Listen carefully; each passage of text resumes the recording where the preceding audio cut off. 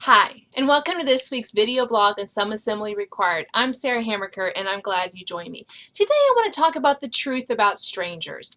With the weather beginning to get a little warm, spring coming in some places, our kids are hopefully going to be outside more, and sometimes with that comes the anxiety of, what if my child sees a stranger? What if a stranger approaches my child? What am I going to do? Or we don't want to let our kids out of our sight when they're playing outside. Spring and warm weather can bring all sorts of anxieties for parents.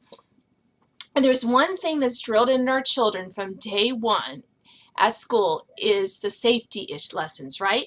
And they also talk about talking to strangers is like the worst thing your kids can ever do.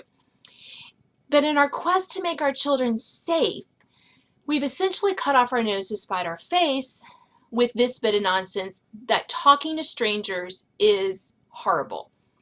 Telling our kids not to talk to strangers can make them afraid of everyone. I've had mothers, when I've smiled at their child, throw their child behind their back and glare at me as if I've committed some sort of weird sin. Now, I don't look like a person who's, going to abduct your child, and usually I'm standing in line, the child's cranky, I'm just trying to help out.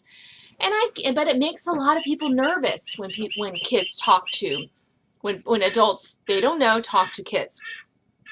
And it can turn the world into a scary place. Now, I never made my children talk to strangers. My children were always very shy.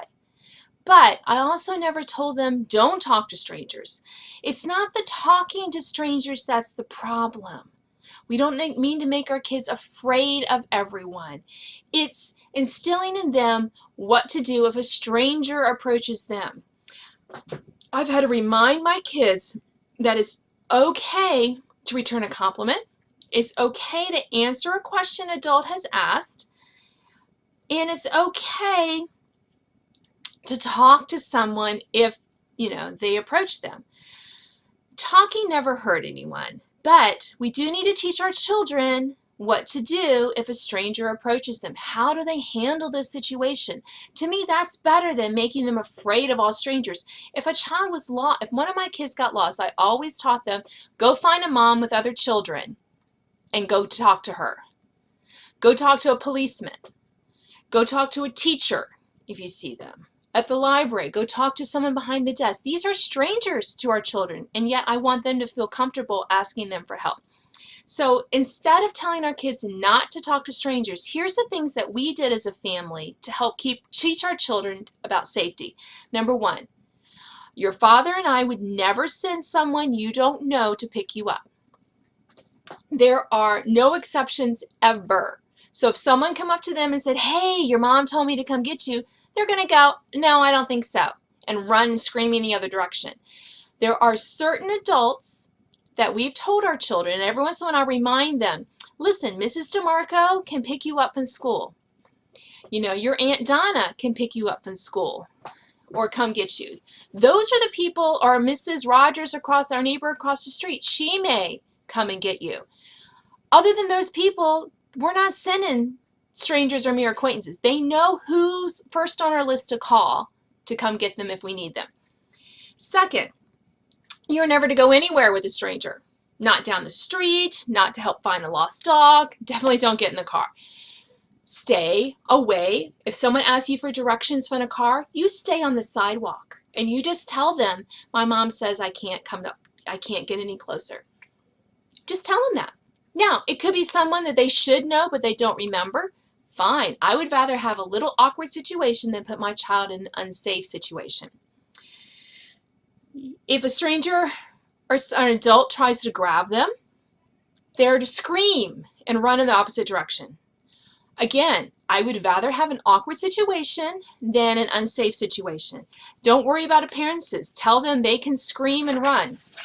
If they feel uncomfortable, we've told them, you can disengage and leave. It is okay. Tell us immediately, or tell another trusted adult immediately if you feel uncomfortable with the situation. Because we need them to trust their uncomfortable instincts.